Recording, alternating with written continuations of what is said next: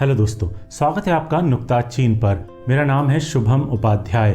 दिवाली के वक्त हमारे यहाँ अक्सर बॉलीवुड छाया रहता है। सुपरस्टारों से लदी फदी महंगे बजट की पलायनवादी कमर्शियल हिंदी फिल्में इस दौरान जोर शोर से रिलीज होती हैं और उत्सव में डूबे हिंदी पट्टी के दर्शकों के जहन पर एकदम से छा जाती हैं।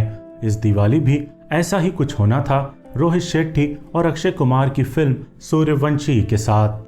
लेकिन हुआ ये कि हिंदी पट्टी के सुधी दर्शकों के जहन पर एक कम बजट की तमिल फिल्म छा गई, जिसके बारे में उन्होंने रिलीज से पहले तक खास कुछ सुना ही नहीं था। लेकिन रिलीज के बाद इस दिवाली इसी फिल्म ने सिनेमा का सर ऊंचा कर दिया।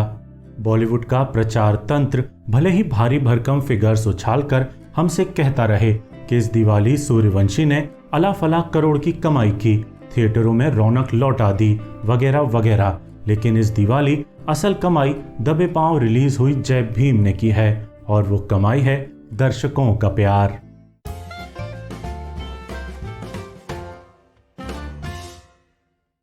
जय भीम तमिल के साथ साथ हिंदी और तेलुगु डबिंग में भी अमेज़न प्राइम वीडियो पर रिलीज हुई है और हिंदी के सुधी दर्शकों का भी बेहिसाब प्यार बटोर रही है। तमिल सुपरस्टार सूर्या की ये फिल्म एक लीगल ड्रामा है जो दलित आदिवासियों पर होने वाले पुलिस अत्याचार की कहानी कहती है, जो कि 1993 की एक सच्ची हृदय विदारक घटना पर आधारित है। फिल्म में सूर्या का किरदार एक हाईकोर्ट वकील चंद्रू का है, जो कि अंबेडकर, पेरियार और कार्ल मार्क्स के सिद्धांतों पर चलता है और समाज के वंचित तबके से आए नागरिकों के कोर्ट केसों में खास दिलचस्पी लेता है। ये किरदार मद्रास हाईकोर्ट के भूतपूर्व जज जस्टिस के चंद्रू पर आधारित है, जिन्होंने 1993 में पुलिस ब्रूटैलिटी के उस केस में दलित आदिवासियों का पक्ष रखा था जिस केस पर यह फिल्म आधारित है।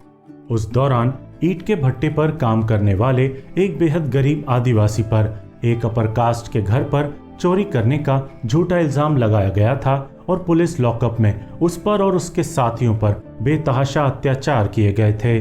जय भीम उसी पुलिस ब्रूटैलिटी को तफसील से और दिल दहला देने वाले अंदाज में दिखाती है और पुराने दौर की यह घटना आज के दौर की पुलिस ब्रूटैलिटी का भी आईना बनती है।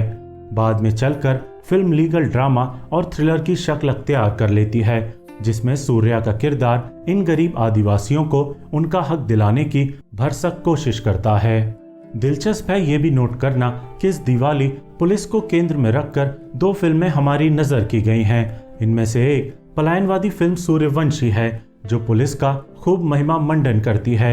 वहीं दूसरी है यथार्थवादी फिल्म जय भीम, जो कि पुलिसिया अन्याय की एक झकझोर कर रख देने वाली सच्ची कहानी हमारी नजर करती है, जो पुलिसिया दमन से लेकर जातिवादी व्यवस्था तक पर पैने सवाल खड़े करती है और इसे बेचने के लिए पब्लिसिटी और पीआर तक पर करोड़ों रुपए खर्च करने की जरूरत नहीं पड़ी है। सुधी दर्शक खुद ब खुद इस विचारोत्तेजक फिल्म की तरफ खिंचे चले आ रहे हैं। आप भी जानते हैं कि दलित किरदारों की कहानियां दिखाने में बॉलीवुड का रिकॉर्ड अच्छा खासा खराब रहा है। हाल फिलहाल के समय में सिर्फ 2 सलीके की हिंदी फिल्में बनी हैं जो दलित किरदारों और दलित कहानियों के साथ न्याय करती हैं। एक है नीरज घेवान की एकदम उम्दा मसान और दूसरी है अनुभव सिन्हा की बढ़िया फिल्म आर्टिकल 15।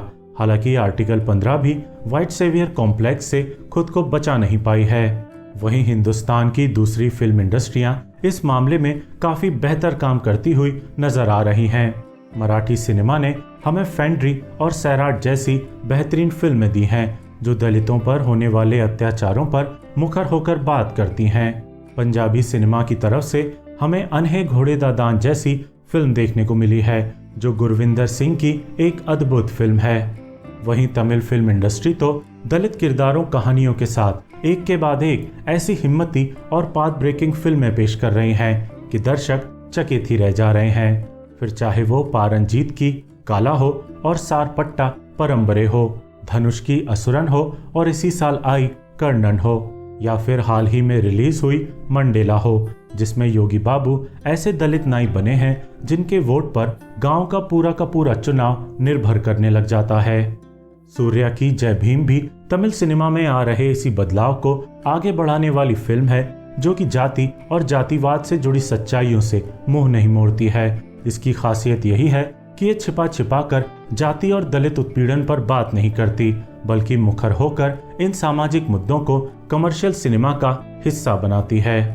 और ठीक यही इस फिल्म की एक और खासियत भी है, मुद्दों की बात करने के लिए कमर्शियल सिनेमा के फ्रेमवर्क का इस्तेमाल करना। हम मान बैठे हैं कि ज्वलंत मुद्दों पर बात करने के लिए कला फिल्मों का हाथ पकड़ना बेहद जरूरी होता है, लेकिन मौजूदा दौर के कुछ हिंदुस्तानी फिल्मकार मुद्दों की बात तमीज से करने के लिए उस कमर्शियल सिनेमा का हाथ पकड़ रहे हैं जिसका कथा कहने का व्याकरण कई बार सरल और क्लीशे युक्त होता है, लेकिन जिसकी पहुंच बेहद वृहद होती है।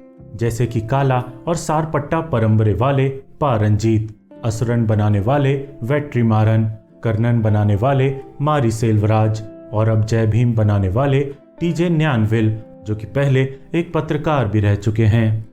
गौर करने वाली बात यह भी है कि जय भीम तकनीकी रूप से बेहद उत्कृष्ट फिल्म कतई नहीं है। इस तरह की फिल्म मेकिंग और क्लीशेज और मेलोड्रामा का इस्तेमाल हम कई कमर्शियल फिल्मों में देख चुके हैं।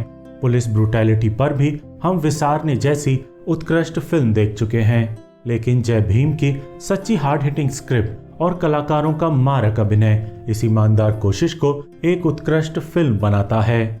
मेरी तरफ से इस कमाल, हार्ड हिटिंग और जागरूक फिल्म को 3.5 जगमगाते स्टार।